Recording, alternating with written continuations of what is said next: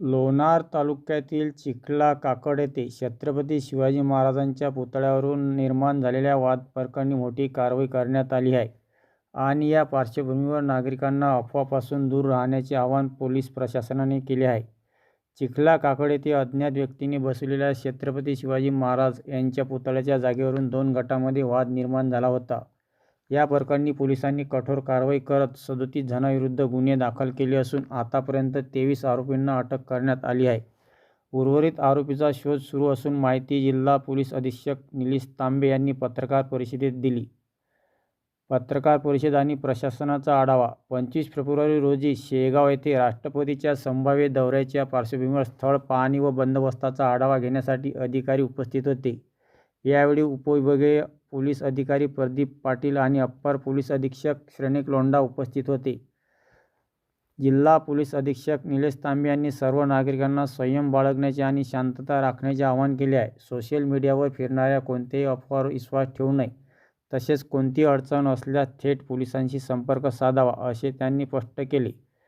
चिखला काकड येथील या प्रकरणात पोलिसांची कारवाई सुरू असून प्रशासन परिस्थितीवर बारकाईने लक्ष ठेवून आहे. अशाच विश्वास आणि महत्त्वाच्या बातम्यांसाठी चॅनलला सबस्क्राईब करा आणि व्हिडिओला लाईक करा व शेअर करायला विसरू नका.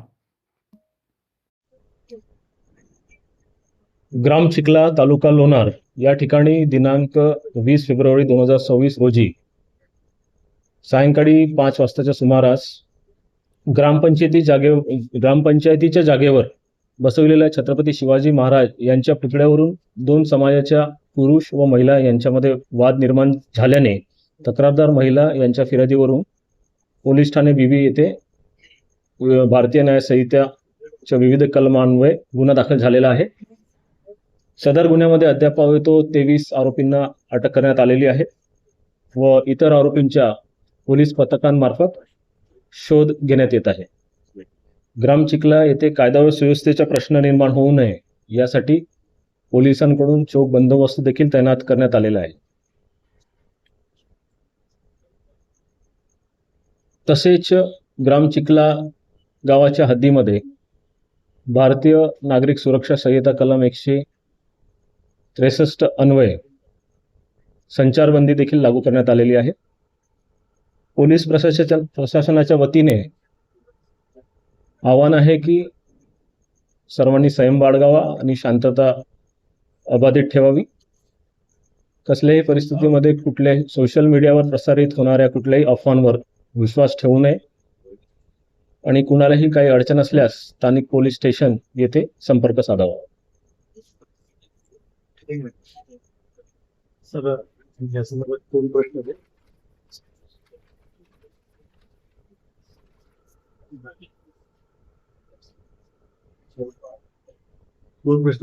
मनोज जरांगे पाटील यांनी 25 तारखेपर्यंत गुन्हे दाखल करायची मागणी केली.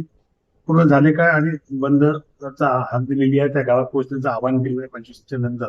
त्या संदर्भात आपली काय आव्हान? नाही, सध्या आता या गुन्ह्यामध्ये आपण आतापर्यंत 23 आरोपींना अटक करण्यात आलेली आहे आणि आपण इतर आरोपींचा देखील शोध घेत आहोत. मुख्य आरोपी सरपंच यांनी आज एक व्हिडिओ व्हायरल करून केलेला आहे. मुख्य आरोपी आपल्या ताब्यात आहे का? मी आताच सांगितले की कसल्याही सोशल मीडियावर प्रसारित होणाऱ्या कुठल्याही याच्यावरती अफवांवर विश्वास ठेवू नये.